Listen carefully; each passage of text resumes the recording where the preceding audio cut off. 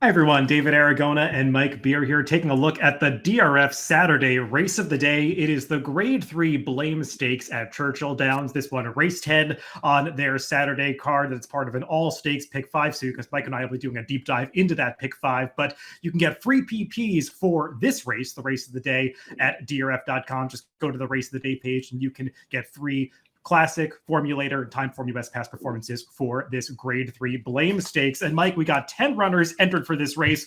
We'll see how many go to post. There are 3 horses that look like they're cross-entered in an allowance race on Sunday. Those are Katona, Most Wanted, and Best Actor. So there could be some defections from this race, but as drawn, this came up a pretty strong Grade 3 event. Kind of race you hope stays intact as far as the field goes. It's a good field. Not only does it kind of seem well matched, David, but most of these horses, most of the major contenders anyway, seem like they're coming into this race in really good form. They really are. I mean, Post Time is coming off a blowout victory in his return. He is installed as the slight morning line favorite, but he's facing some runners that have competed against some top-notch foes in the older handicap division, like Most Wanted, who was second to Fierceness last time, Banishing coming off a valiant second-place finish in a stacked Churchill Downs, that also a Grade 1. And, oh yeah, the Kentucky Derby winner, Mystic Dan, coming back in this race too. So really intriguing race to handicap. Mike and I will go through each runner in the field. But before we do, let's take a look at the Timeform US pace projector for this race. And Mike, I think whatever scratches we get could be key to how this pace unfolds, because 2 of those cross-entered horses, Best Actor and Most Wanted, are shown up towards the front end contesting the pace in a situation where Timeform US is predicting a fast pace, but that could change if those 2 or any others come out. Yeah, we're going to have to wait and see who winds up running here before you make your final decisions for sure. I mean, as far as the cross-entered horses go, I guess I'd be kind of surprised, David, if they elected for the allowance race for Most Wanted. I don't know why they would do that. This is the kind of race that he should be running in here. And if he does run here, he's going to bring speed.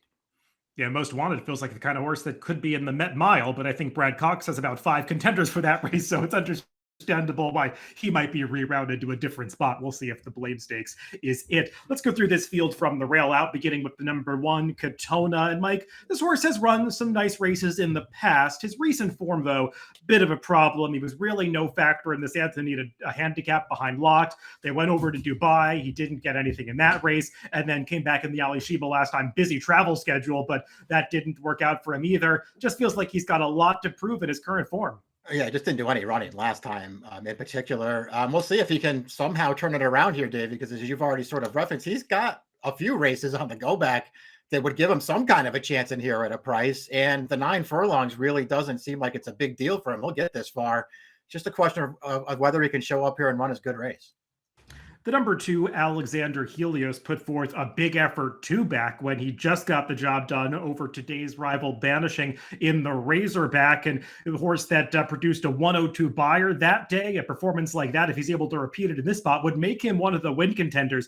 He came back in the Oaklawn handicap last time, Mike, and was kind of disappointing, though he was sort of the other Safi Joseph trainee in that race, where Skippy Longstocking was the main runner for the barn, and for whatever reason, Alexander Helios did not get that same aggressive ride as he did in the Razorback. He also might have hit the gate coming out of the start, which put him a little bit behind the 8 ball every step of the way. And this does feel like a horse that does his best running when he can be up there battling it out on the front end. And if there are a couple of scratches of speed horses in here, I would not be surprised to see Irad put this horse in a more forward position than last time. I think he's going to get a different trip too. He did. I think that it's fair to question just the position that he was in all the way around the track last time. It wasn't obviously his best performance, but the trip probably didn't work out. Prior to that, he was in really good form. He beat Banishing 2 starts back when they just sort of dominated up on the lead in there. And First Mission, who's a really good horse, was off the layoff and probably needed that start. I don't know, David. He's the kind of horse I could go either way on. And, the longer I looked at him, I know that he broke his maiden going this distance. I don't know that 9 furlongs is exactly I don't think it's a great distance for this horse. I think he's better going shorter than this.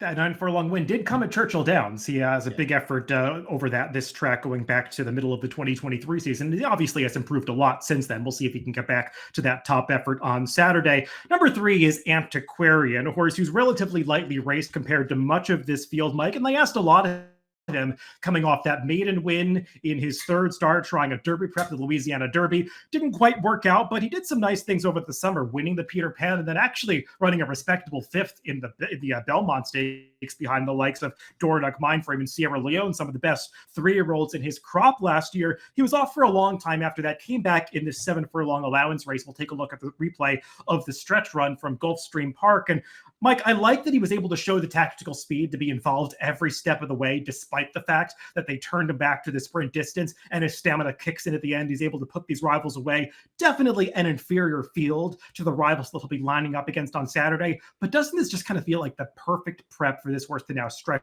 out second off the layoff? Yeah, I love this performance from him. First of all, I like the spot the Pletcher brought him back in, going 7 in a nice little allowance race, and I like the way that he ran too. Horsley he showed some potential last year, David. He obviously wasn't, even close to being good enough to go with the top 3-year-olds in the Belmont, but that wasn't an easy race for him, and he missed a lot of time after that. I like this horse. I think he's got a lot of potential. He's supposed to move forward off the return race there. I think he's an interesting horse here at a fair price. We've seen Pletcher do this pattern with a couple of horses recently, like Kings Barnes, who we brought back at 7 furlongs. Obviously, a horse that wanted to go longer. He came back and won the Ben Allen. His next start, Locked, came back in a 7-furlong race. Has since done a lot of nice things, stretching out. We'll see if Antiquarian can repeat that pattern for the Pletcher barn. The number 4 is last year's Kentucky Derby winner, Mystic Dan. And he did win that race in an upset at 18-1 last May. Mike, he has not won since then, but at least he got back on track last time, producing the kind of performance that you would expect to see out of a former Kentucky Derby winner. We'll take a look at the stretch run of that Lake Wachita, where he finished second by just a nose to Saudi Crown, who might not be the horse that we expected him to turn into during the prime of his career, but Saudi Crown's still capable of posting some big speed figures when he's on his game, and this was one of those, as these two drew well clear of the rest of the field.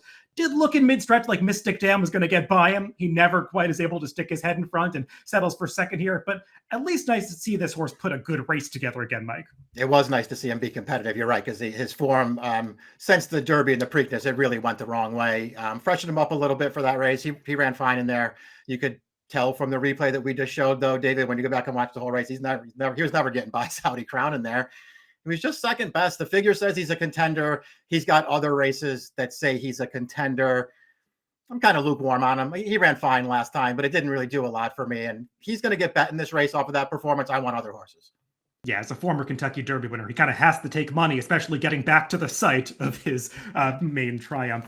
The number 5 is Best Actor, and a horse who has kind of just bit off form recently, especially since the switch to the Ed Moger barn. A horse that was kind of going in the wrong direction for Brad Cox even prior to the acquisition by some new connections. And Mike, even if this horse was able to get back to his best form for the Cox barn, I'm not sure that he's A, really good enough, or B, wants to go this distance. Yeah, I have the same concerns too. I just don't know that even if he shows up and somehow turns it around here and runs this good race, I just don't know that it's going to be good enough against this field, particularly with his running style. I mean, if he's going to be effective, it's going to be, sort of right up towards the front. There are going to be other horses up there with him. I don't know. I just had a really tough time talking myself into this horse. The number 6 is Hall of Fame, and on paper, he looks like one of the top contenders in this race. He's coming in off 4 consecutive triple-digit Beyer speed figures. He's kept some very good company recently, especially in the last race where he chased home Fierceness as well as today's rival, Most Wanted. But Mike, I go back and watch the replays of the New Orleans Classic and the Ali Sheba. To me, it never looked like he was winning either of those races, just kind of lacked a little bit of punch in the stretch. He got pretty good trips on both occasions, and he's got the kind of running style where he can make his own good trips. He's just the kind of horse that looks a little better on paper than he does when you watch the replays.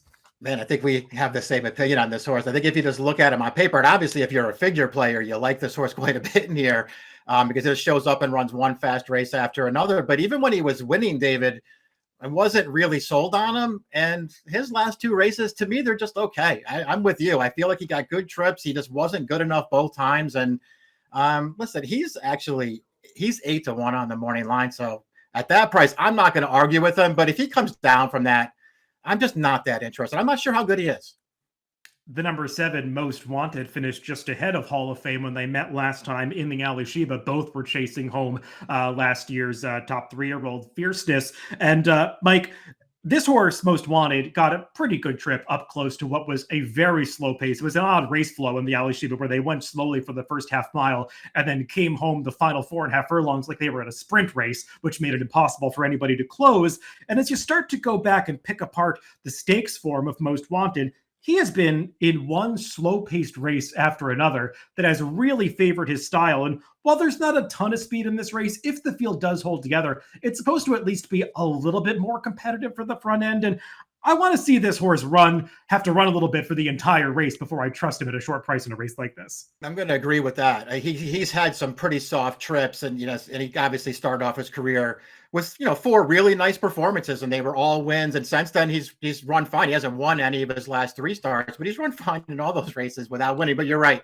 I mean, if he's one of the favorites in here, the pace is supposed to be a little bit more competitive. Maybe it works against him.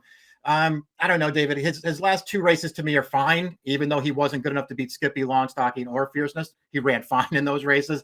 I actually really liked this Clark. I know that was another race that wasn't running at a fast pace. I thought he ran really well in there. And I just think it makes a lot of sense in this race. It's your call how short you want to go on him as far as price. Yeah, it feels like a horse that's going to be a pretty short price that you're going out for the stable that he does. We'll see if he's able to sustain his speed going this distance. The number 8 is Banishing. And Mike, I think the big question with him is how long can this run of form that he's been in continue? Because David Jacobson purchased this horse from a Horses of Racing Age sale for $80,000 last year. Since then, he's made about $1 million with him, just running strong race after strong race against top competition. And no different last time in the Churchill Downs, despite the fact that they turned him all the way back to 7 furlongs after he'd been successful going the 2 turns down at Oaklawn Park. And he got eliminated at the start of that Churchill Downs Stakes, was in a position where it looked like he had no chance, and yet he just rallies through traffic relentlessly, alters course down to the inside, almost wins the race in a blanket finish. I know his buyer speed figure tipped down a little bit, but it was still a strong effort. And if he continues to produce performances like that, he's a major player in this spot. It's just amazing how he just keeps showing up and running one good race after another. You're fair. It's fair to question, when it's all going to come to an end. But he just, you feel like you could have said that the last 3 times they ran this horse, and he just keeps showing up with one good one after another. I mean, I feel like, when I watch him run, David, I feel like longer maybe isn't necessarily better for him, but they went this distance 2 back. He ran a 106, finishing a good second to first mission. I don't know, man. I'm not knocking this horse in any way, shape, or form. And it's not like he was walking up front in that Oaklawn handicap. No. He was chasing a pretty strong pace that was kind of coming apart at the end. So he got the distance that day. We'll see if he could do it again on Saturday. The number 9 is Post Time. And Mike, this was one of the better stories in the older horse division last year. I know he didn't win a Grade 1 race, but he was right there against top competition in a lot of major races, including the Grade 1 Whitney, the Met Mile, and then the Breeders' Cup Dirt Mile at the end of the year. He came back off the layoff to kick off his 5-year-old campaign in an allowance race last time at Laurel. We'll take a look at the stretch run of that race, and he was just facing competition that is vastly inferior to him, and he won the way that a 2-5 shot is supposed to, drawing off to win by over 13 lengths. You will note this was his first start with Lasix. Don't think that matters too much, but they also put blinkers on for this race, and it did get him a little bit more engaged in the middle portions of this race. Yeah. We'll see if it has the same effect as he steps up against some tougher competition here, Mike. The talent is there for Post Time, as it always is. It's just a question of whether or not he can work out the right trip. Yeah, hard to tell how much of an effect the blinkers had there, because he just had that field over a barrel, and it just felt like he could have moved whenever he wanted to, and he was going to beat those horses. Still looks good winning though, off the layoff, and you're in a position with him where I guess he has to prove that 2 turns and 9 furlongs is actually what he really wants, and he's not better, sort of around 1 turn going shorter. I don't know, man. I think it's an open question, obviously, but this horse, they ran him around 2 turns twice last year, and he didn't win either time. They were arguably the 2 best races that he ran last year in the Whitney and the Breeders' Cup Dirt Mile. They were. He's really showed up against that top competition. It doesn't seem like distance has really been an issue for him. We'll see if it is on Saturday. The number 10 is Tennessee Lamb, a horse who has come into top form recently. He won the Grade 3 Ben Ally last time out at Keeneland. We'll take a look at the stretch run of that race, and maybe a little lucky to get the job done, because you could see there's a horse inside him trying to come up the inside that he puts in some tight quarters there and has to steady a little bit at the very end of this race. Tennessee Lamb is probably going to get the job done regardless. But Mike, that was a Grade 3. this is a grade 3, but not all grade 3s are created equal. And this feels like a big step up in class for this horse. Yeah, the fields just aren't comparable here. Listen, I'm not going to take anything away from Tennessee Lamb. He's paired up by her tops, winning his last 2 starts. He's in good form right now and, just sort of getting better for a really good trainer, but he's in real tough here. Let's go to our picks for this DRF Saturday race of the day, the Blame Stakes. And Mike, you're going to go with the number 9 Post Time, a horse that has really proven himself against top competition. I guess my question for you is, what kind of trip do you want to see him work out? Because it's been an issue at a few different points in his career that he's left with a little bit too much to do in the stretch. Don't think you can really change, the horse that he is, David. Again, I don't know that we got the answer to whether or not the blinkers made a difference last time. I just don't really feel like there's much you can do with Post Time. He's sort of a late running kind of a horse. I don't know that you can do that much about it, but man, is he good. And he just shows up every single time. I just sort of feel like the longer I looked at this race, I trusted him maybe more than I trust anybody else. And I'll include Banishing in there. That horse has been so good, but I still trust Post Time a little bit more. I'm just going to take him on top here. I think he might be the best horse. Like you, I initially left Banishing out of my picks. Then I was looking at him again. Like, this horse just always shows up. I've got to put him in there somewhere. So I put him 3rd. I think Alexander Helios might be an interesting price in this race off the poor effort last time. And he's got that big performance 2 back. I'll include him. I like the number 3 Antiquarian, though. We'll see if he's actually the 15-1 that he is in the morning line. I think he'll get bet down a bit from there. But he is a horse that is a little inferior on speed figures. And he has to improve a little bit. Just feel like the last race was a perfect prep. And he showed enough foundation during his 3-year-old season that we could see that big step forward as a 4-year-old, as we so often do with these horses. So 3, 2, 8, 9 for me, 9, 7, 3, 6 for Mike in the grade 3 Blame, the DRF Saturday race of the day. Good luck if you're playing the races this weekend.